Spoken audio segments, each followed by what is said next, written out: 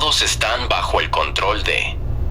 En la actualidad, el planeta cuenta con una población de 8.045 millones de habitantes, de los cuales 6.432 millones son cristianos. Por otro lado, solo 4.827 millones de personas tienen acceso a Internet. 3.862 millones de ellos siguen una religión que adora a Cristo como su Dios y Salvador. La plataforma digital de Google es utilizada por sus usuarios con más de 3.500 millones de búsquedas diarias. 2.450 millones de estas búsquedas pertenecen a la pornografía. Quiere decir que dicho contenido pornográfico es más visualizado por la comunidad cristiana del planeta. Personas que asisten a una iglesia y tratan de agradar a su Dios, esperando que en algún momento, según el apóstol Pablo, cuando Cristo venga, Él mismo les otorgará un cuerpo nuevo e incorruptible para dejar de pecar y poner fin a su mala conducta. Razones por las que las diferentes sociedades cristianas piden perdón todos los días a Dios por sus pecados, ya que esta es la garantía que Cristo dejó a su pueblo. Así que según Él, no habrá por ahora una solución al respecto. Sé que hay otras religiones. Yo solo hice mención de aquella que ha logrado un mayor alcance en el mundo y a pesar de ello, no consigue disminuir las diferentes patologías psicológicas en las que se cree que en su naturaleza son buenas o malas personas. Pero ¿te has preguntado cuál es la razón del mal proceder humano? ¿Será que Dios es el que tienta como lo hizo con el rey David para que censara al pueblo? Aunque un siglo después de elaborarse este contenido, el remake de esta historia dice que no fue Dios quien hizo tal tentación sino Satanás. ¿Será que cuando una persona intente arrepentirse, Dios podría endurecer su corazón para que no lo haga, tal como supuestamente sucedió con el faraón? El hecho de que el manuscrito bíblico diga que es imposible que el hombre haga el bien y nunca deje de pecar, ¿es lo que me obliga a actuar mal y pecar en todo momento? Jesucristo dijo que toda persona que codicia ya cometió el pecado en su corazón, pero él no tenía la menor idea de cuál es el factor neuroquímico que nos conlleva a la codicia. La carta a los Romanos dice que la homosexualidad es el castigo de Dios para los hombres y mujeres que prefieren la gloria de las cosas terrenales antes que al Creador, por lo que Dios mismo les dio una mente reprobada para que hicieran cosas que no les conviene. E incluso, en una de las cartas a Tesalónica, el apóstol Pablo dice que el Dios que ordenó que no se ha de mentir, les enviaría un espíritu de mentira para que crean en la mentira. Ahora esto es lo que según Dios y Jesucristo afirman respecto a la pésima manera de pensar, hablar y actuar de la sociedad. Pero ¿qué es lo que realmente está ocurriendo? Hagamos una revisión introspectiva. Un individuo inconsciente hará siempre lo que siente, es decir, las acciones promiscuas homosexuales y heterosexuales, la hipersexualidad, el consumo excesivo de sustancias psicotrópicas, la mentira, la estafa, el robo, la corrupción, las violaciones, las extorsiones, la venganza, los homicidios, los suicidios, y también la bondad, los filántropos, los pacifistas, las acciones heroicas. Cada una de estas actitudes se debe a un sentimiento. ¿Y qué es lo que nos hace sentir amor, odio, cariño, rencor, confianza, estrés, preocupación, depresión, buen humor, motivación, desánimo, placer, felicidad? Nuestro cuerpo tiene un sistema nervioso bastante complejo, lleno de neuronas motoras y sensitivas. Estas, al producir un impulso electroquímico entre ellas, es lo que le da movimiento al cuerpo, y también de esta manera podemos sentirlo. Se debe a que los neurotransmisores son los responsables de generar las interconexiones sinápticas. Parte de estas reacciones químicas son excitatorias e inhibidoras. Gracias a ello es que tienes diferentes estados de ánimo. A continuación te hablaré de 7 neuroquímicos presentes en cada emoción, para que aprendas a detectarlos y no dejar que dicha sensación predomine en las cosas que haces. Cada experiencia visual, auditiva buena o mala se siente, guardándose como una información en tus memorias episódicas y procedimentales. Estas continúan reproduciéndose inconscientemente en tus acciones. Todo lo que piensas, hablas y haces es porque lo aprendiste a través de los sentidos de la vista y el oído. El amor y el cariño, el odio y el rencor, la motivación y el desánimo, el placer y la felicidad, que frecuentemente expresas en tu modo de vivir, es un sentimiento el cual se produce en tus neuronas sensitivas. Es aquí donde los neuroquímicos causan este efecto en tus emociones, para actuar en consecuencia. Oxitocina. Te hace sentir amor, cariño, confianza, ganas de hacer el amor. Las personas que frecuentan más esta sensación son las mujeres, mayormente cuando están embarazadas. Es por ello que las madres tienen una disponibilidad mayor para con sus hijos, porque durante 9 meses de gestación, la oxitocina abundaba en su torrente sanguíneo. Este neuroquímico se produce en la neurohipófisis del cerebro. Tu forma de interpretar lo que ves y escuchas hace que se libere este neurotransmisor para dichos sentimientos afectivos. Endorfinas.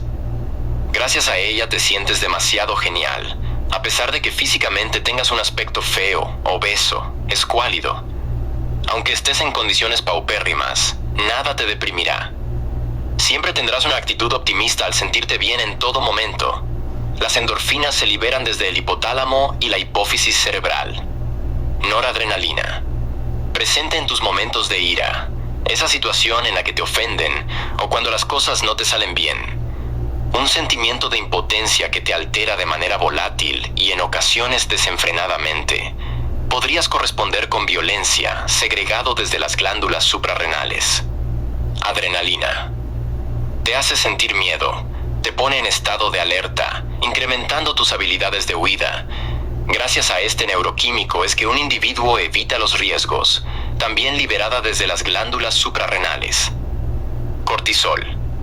Este neurotransmisor, que al igual que los otros dos anteriores, es liberado por las glándulas suprarrenales, te hace sentir estresado, preocupado, desesperado, angustiado e incluso deprimido.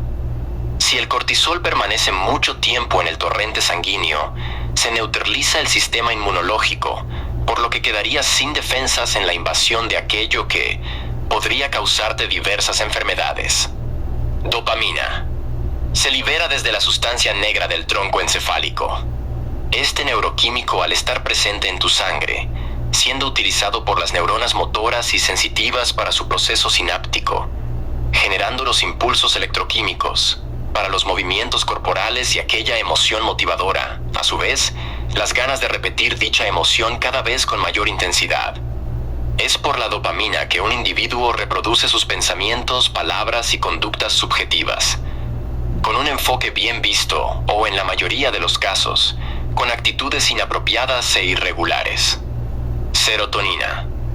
Esta neurohormona se libera desde el hipotálamo cerebral, genera una emoción de felicidad para sentir satisfacción o saciedad al momento de un determinado disfrute, es decir, cuando un individuo degusta una comida, al descansar, hacer deporte, intimar con su pareja, pues al sentirse saciado no querrá más de ese plato, no seguirá durmiendo, dará por terminado su workout y esos minutos de placer en la cama.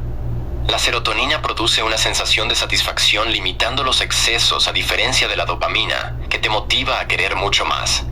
Por otro lado, la serotonina actúa como hormona en los intestinos delgado y grueso para regular los procesos digestivos y también, cuando detecta alguna sustancia tóxica en algunos de tus alimentos, hace que se acelere la evacuación, lo que se conoce como diarrea, antes de procesar y absorber las sustancias tóxicas que se ingirió.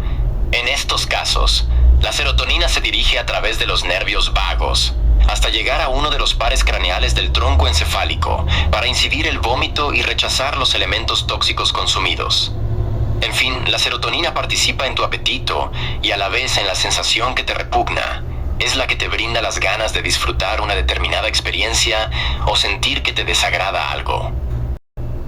¿Qué fue lo que hizo que el ex primer ministro italiano Silvio Berlusconi o el expresidente estadounidense Bill Clinton para que procuraran aventuras amorosas que se ven muy raras y escandalosas en la política? El hombre y la mujer son atraídos por los receptores audiovisuales. Estos llegan directamente a la amígdala cerebral enviando una orden neuronal a determinado órgano endocrino para segregar oxitocina, lo que causa esas fuertes ganas incontrolables de luchar por esa aventura amorosa. Y la dopamina le dio la motivación para atreverse, a intentar ligar a esa persona que le atrae. Se juntaron el hambre con las ganas de comer. A esto le sumamos el poder monetario de estos políticos para su conquista. Si la oxitocina y la dopamina no hacen acto de presencia en su torrente sanguíneo, estas ideas extramaritales jamás existirían entre los intereses de ellos.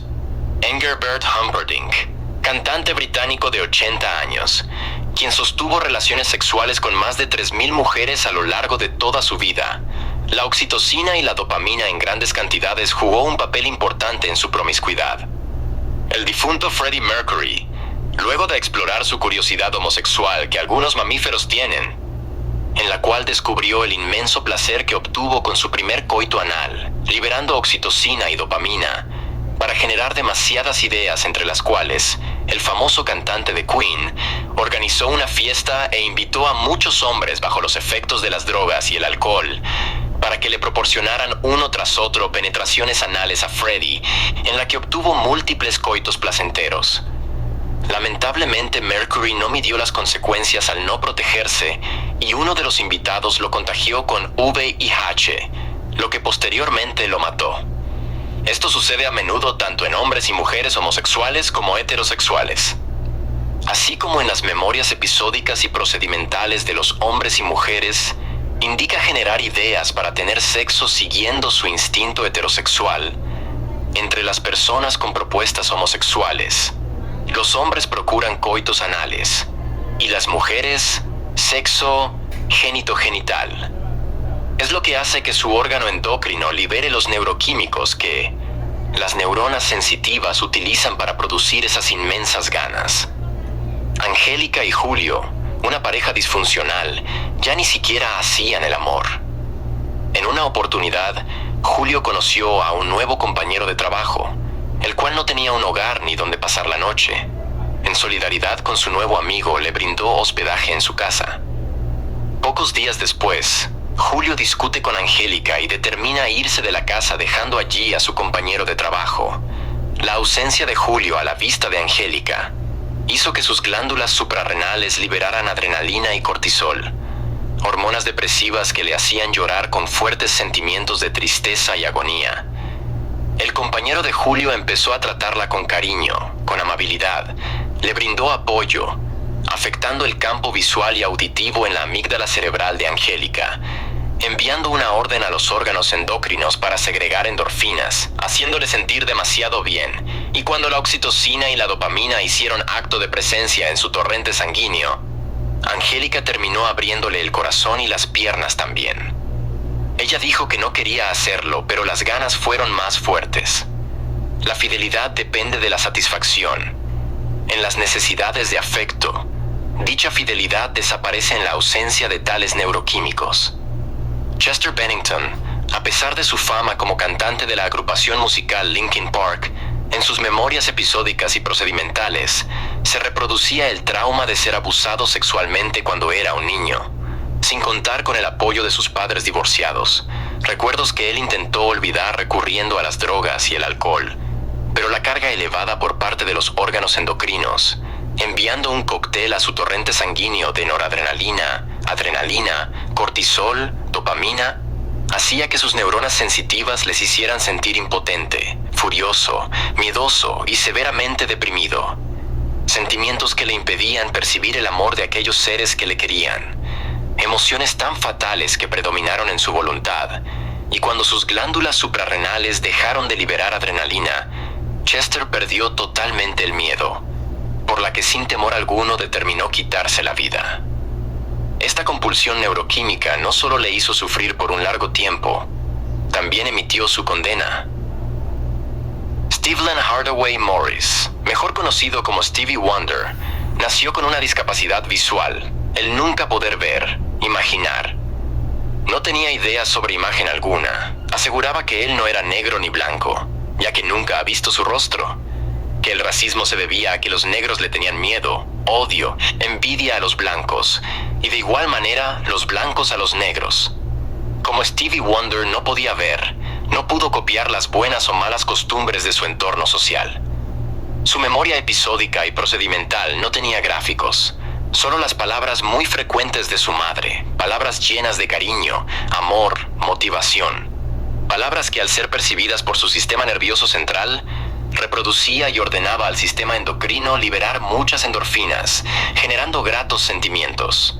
Desde los 4 años se interesó en la música.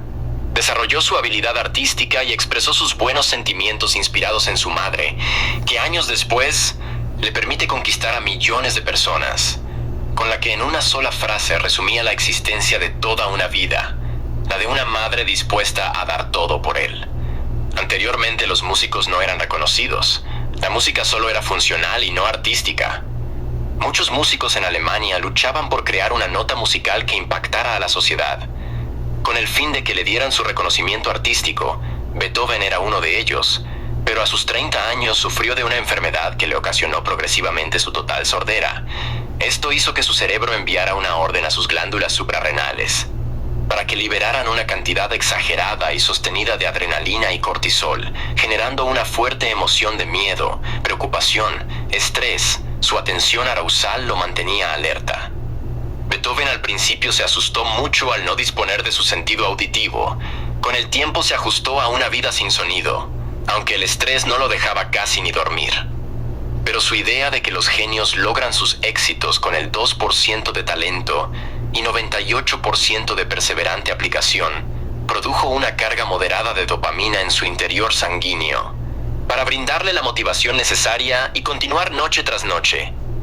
Editar aquellas notas musicales que tenía antes de quedarse sordo, hasta que por fin logró terminar su más grande legado musical, llamada la Quinta Sinfonía, con la que la sociedad alemana de su época quedó tan impactada, pues en su ignorancia creyeron que lo que produjo Beethoven lo escuchó en el más allá, ya que una persona sorda no puede crear notas musicales.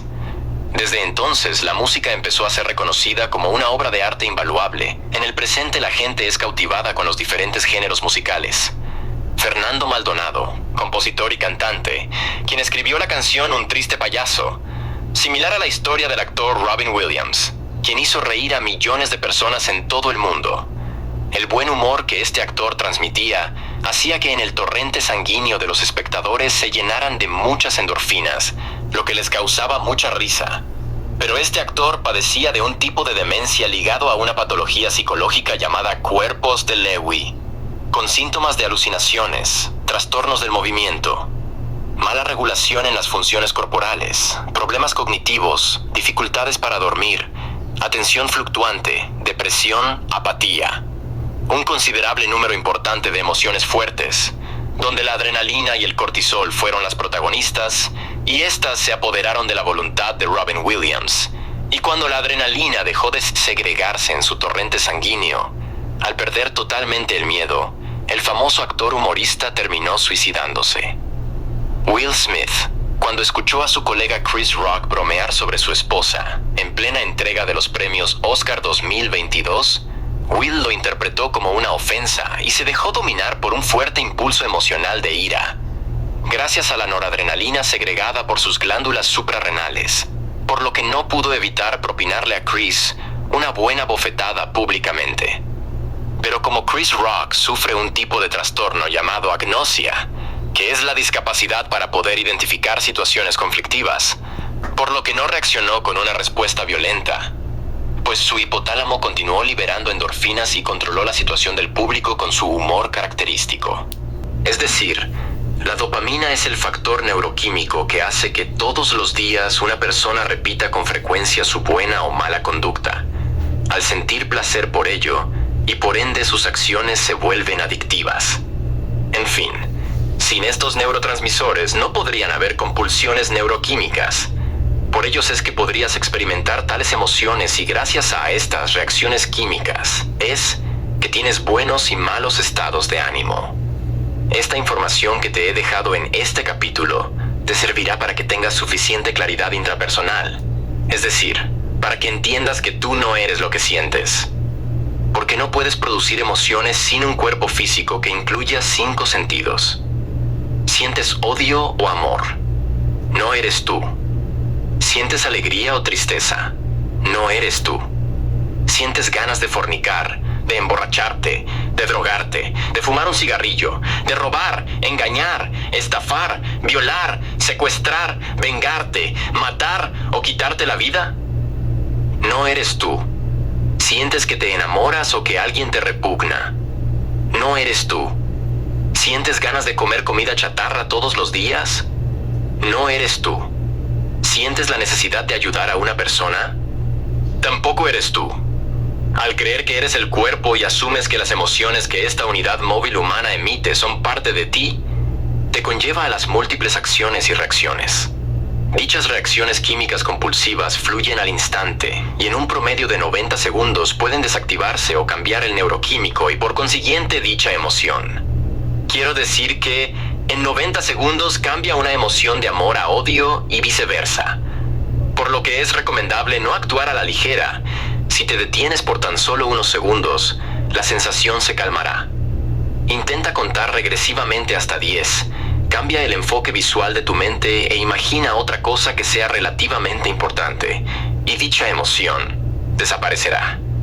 Los tipos de neurotransmisores que tus neuronas sensitivas frecuentan serán las emociones que predominan en tu proceder, y para repetir este proceso adictivo en tus sentimientos es necesaria la dopamina, ya que esta es la única que te motiva, es decir, la que te produce esas inmensas ganas de repetir dicha sensación.